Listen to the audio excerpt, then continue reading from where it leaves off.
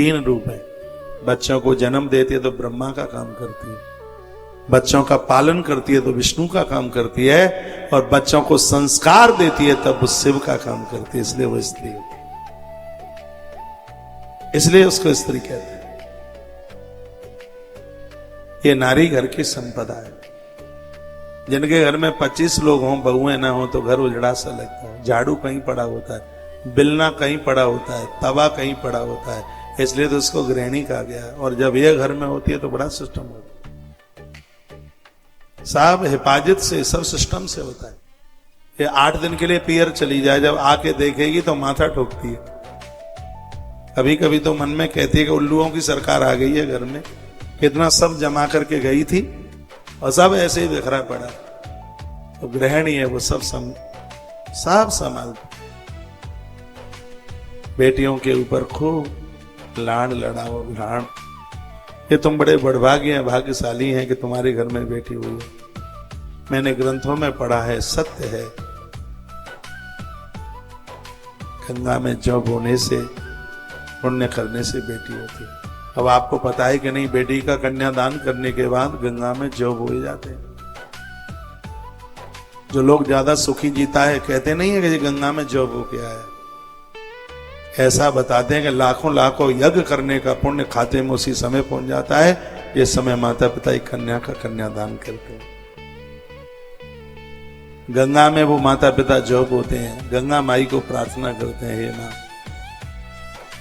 गंगा में ही क्यों बोए जाते हैं? क्योंकि वंश वृद्धि नदियों के द्वारा होती है, जिसमें मां भगवती गंगा का नाम आता है। प्रार्थना की जाती है, हे मां तुमने बड़ी कृपा की है, मेरे घर में इतनी अच्छी सी लाडली थी बेटी, मैंने कन्यादान किया है, और मैं प्रार्थना करने के लिए हम आए हैं। मां ऐसे ही कृपा करके बना के रखिए, हम चाहत करते हैं अगले जन्म में फिर हमें कन्या मिले, ये मां कृपा कर दीजिए।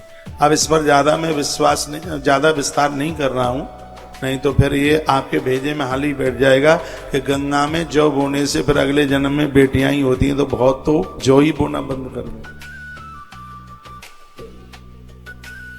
लेकिन उन्हें ये नहीं पता है कि बेटियों के द्वारा कुनबा कितना फल फूलता है।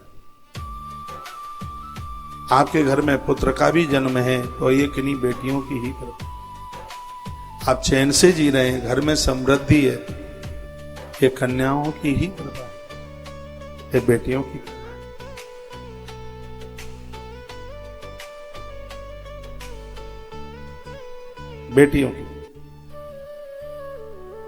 बेटियों को हल्के में मत आंकिए।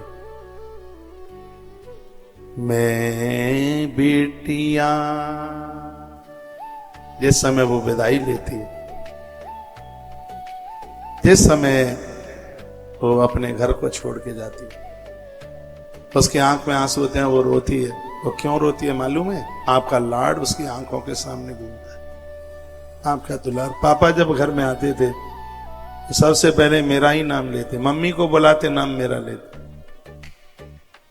कितने पापा लोग हैं घर में आते आते ही कहेंगे बेटी, स्वीटी, ए स्वीटी की मां, यही बोलते। ज्यादातर से ऐसे ही बोला जाता, सब बातें उसे अपने माता पिता की बातें याद आ,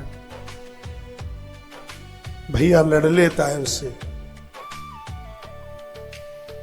थोड़ी देर के बाद छोटी बहनें गले से लगाता है, बड़ी है उसके प्राण छूटा। उसको विदाई के समय पर ये सब ख्याल आता है, और वही सब सोचते सोचते पूरी रील घूमती है उसके माथे। और जिस समय बेटी विदाई लेती है उस समय नगर के क्षेत्र के पेड़ पौधे भी रोते। सीता माई की जब विदाई हो रही थी, राम जी की आंख में आंसू, दशरथ राजा तो इतनी जोर से रो रहे थे, अश्रु बंद नहीं हो। मैं पूरे देश को कहना चाहूंगा, बेटियों के ऊपर इतना लाड करो, बेटियों की आंखें भर आए और कहें कि हमारी जरूरत है इस घर में। बेटियों को पराया सा ना लगे। आपके घर में बेटों के जन्मदिन पर खूब पैसा खर्च करते हैं, बेटियों का जन्मदिन कब निकल जाता है पता भी नहीं लगता। कन्याओं का जन्मदिन आवे हर्षित हो, उल्लासित हो, मंदिर जाओ, गुरुजनों को फोन करो, उन्हें आशीर्वाद दिलवा। आप बड़भागी हैं, भाग्यशाली हैं, आपके पास बेटियां। बेटियों को पाकर के अपने आप को हल्का मत मानिए। जनक के बेटे का नाम क्या है किसी को नहीं पता, जनक की बेटी का नाम क्या है ये तो दूसरे देश के लोगों को भी पता। हम कैसे माने कि बेटियों से माता पिता का नाम नहीं होता। माता जानकी ने अपने माता पिता का नाम कर दिया, माता पार्वती ने अपने माता पिता का नाम कर दिया। बेटियों को देख करके हर्षित होइए, मुस्कुराइए। ससुराल से आती हैं, अपना काम धाम थोड़ा छोड़ दीजिए, उन बेटियों के पास बैठिए, उनकी सुन। बेटी जैसी संपदा नहीं है कुछ भी।